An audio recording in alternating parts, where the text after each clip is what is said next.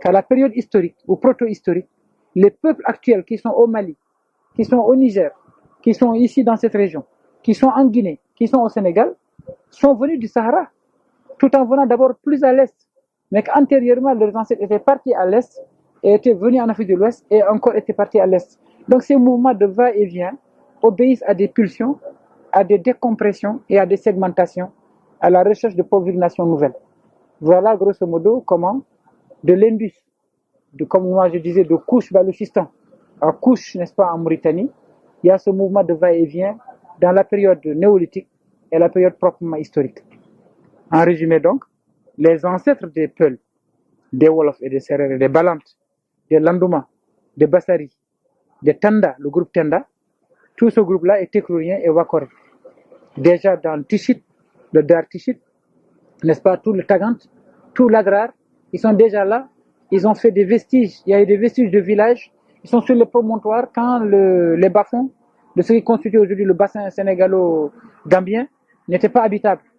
Les zones d'inondation là, n'étaient pas habitables, ils étaient sur les promontoires. Ils ont donc en tout cas mûri des techniques dans la biocéno-saharienne encore verte pour essayer de les reproduire dans un Sahel devenu habitable. Donc les vestiges sont les études au vol de Moumson et n'est-ce pas de Chaltoupé dans le peuplement de la Mauritanie centrale et méridionale donnent définitivement des vestiges extraordinairement parlants. Donc l'autre groupe, les Wangara, constitue le groupe dit Mandé, avec tous les sous-composés, tout ce que tu veux. Mais les deux groupes ont coexisté dans le Sahara. Et surtout dans l'Adrar qui était encore parcouru de cours d'eau, donc des oueds là, tout ça. Surtout l'Adrar qui est des encastrations, des encastrements, n'est-ce pas, de tous les oueds là, les zones massives d'aujourd'hui, avec les paillotes qu'il y a. Moi j'ai vu à Aber, à 6 km à l'est de Shingeti. J'étais avec Aoun Mokhtarbo et Bab Hakim Aydara, qui était directeur de Breda à l'époque.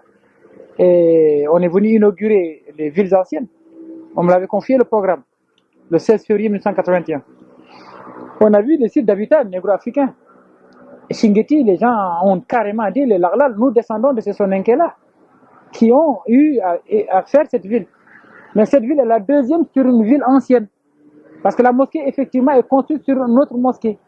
C'est-à-dire que le plafond est devenu plancher avec l'architecture saharienne qui retue la tectonique des sols pour ne pas contrecarrer le mouvement du sol. Ils ont préféré combler la mosquée et construire au-dessus de nouvelles pylônes et faire une autre mosquée, comme celle de Walata d'ailleurs. Donc c'est comme ça qu'effectivement, la théorie n'est pas nouvelle. Elle est, depuis déjà, les auteurs morts, tout comme les négro-africains qui savent d'où ils viennent, ont marqué le territoire par des toponymes, des toponymies. Parce que c'est un peuple qui donne son identité au sol. Ils ont donné Mamkar. Mamkar, c'est le fleuve de la grammaire en soninké. Ils ont donné effectivement Kawon, qui est Kawon chez les Sérères, l'île de Kawon. Les gens parlent de Tidra. Quand on est à Sambodja ou à Palmarin ou à Fimela, près de Fatik, ils te parlent de ces îles-là. Parce que c'est une zone de parcours. Jusqu'à Bandarguin, jusqu'aux îles Sérères, la Nyominka, c'est les gens de l'eau, Nyominka en langue mandingue, que ce soit Josmo Djonwar, que ce soit, n'est-ce pas, Nyahar et Nyojor, toutes ces régions-là parlent des passages dans nos régions-là et parlent aussi des passages le long de la côte atlantique. Donc, il n'y a rien d'étonnant en ce sens-là.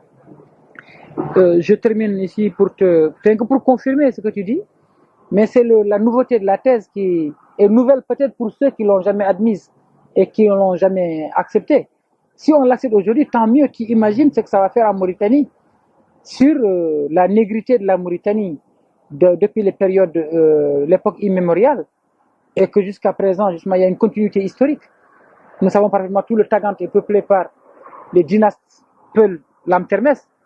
Quand tu dis le Tchafal Kossam, c'est pas d'humour. Entre Chagar et Anigin, tu as Tchafal Kossam qui est une sorte d'oued. C'est-à-dire le jet de lait, n'est-ce pas? Galingari. Tu es là vers, n'est-ce pas, Sangrafa, sur la route de Kifa. Oui, Galingari, oui. Tu as Bélignar. Tu as Ardomban. Kadiet Ardomban. Ardombana, c'est-à-dire donc, en fait, vient d'Alek, au nord. Bon. Tu as, par exemple, Guimi, qui était la capitale de Arde Djaoub. Bon. Tu as, comment dirais-je, Iri Yara, la bataille de Yiriyar, quand Boubacar Boun Amr a voulu trahir le Tekrour et essayer d'attaquer, n'est-ce pas, les Tekrouriens, et que Baïd Djoum, général du Fouta, enfin du Tekrour à l'époque, a fait tirer sur lui la flèche de Makamboli Diakhaté, qu'il a emporté, il est mort, n'est-ce pas, enterré à Meksem Boubacar Ben Amr entre Adderoum et Tijigza et Al-Khoudiya. Donc là, en 1086, un an avant la conquête de l'Espagne par les armées du Tekrour et les Sanhajar de Youssouf Ben Tashfin, la bataille des Allaqa. Donc à partir de ce moment-là, Yiriyar, c'est-à-dire So Yiriyar, les chevaux à Yiriyar. Nous sommes au XIe siècle. So Yiriyar Gelbel Pourel Baïd Djoum, Ndiami Djouma Kirnoumami, Hinnoudi, c'est-à-dire que félicité, honoré, Ngartimi Djouma Kirnoumami, parce que c'est l'islamisation réelle. Mané Ayel Nyaginomi, Ay Momin Baïd Djoum, So Yiriyar. Cette bataille de Yiriyar est restée dans la conscience de tous les morts qui sont les Oulad Ahmed aujourd'hui, mais qui reproduisent des traditions qui ne sont pas les leurs. Jusqu'à celle des Djaoub qui, vaincus par Kolitengel en 1534, avec Yardi de Gourougalo, certains d'entre eux sont partis mélanger aux Berbères, devenir les Idak Jumoul, qui sont des Djaoub. Donc ça, c'est pas étonnant pour cette région-là. On a Foumou Gossas. Gossas se trouve au Sénégal, là-bas, près de la place de Djouk. Il y a Foumou Gossas, il y a Foumou El Fras, il y a Djowol qui est près de Barkéol, il y a Mard près de Barkéol.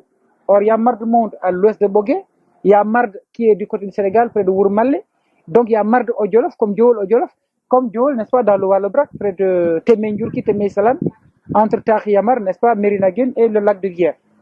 J'arrête là les frais pour te dire qu'il y a un mouvement du nord au sud, mais il ne faut pas couper l'arrière-garde du pays africain, qui est le Nil et les pays là-bas. C'est qu'en fait, on insiste trop sur l'ouest pour empêcher toute parenté qui puisse exister avec une civilisation qui est pourtant la nôtre.